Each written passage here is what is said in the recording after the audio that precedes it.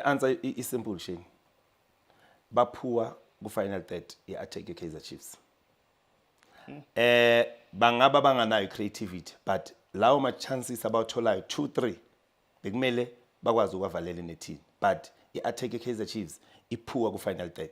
Decision making uma bafika baphuwa Shane. That is why bangascore amagoli amaningi. I think some of the players baleka i-confidence wena Shane.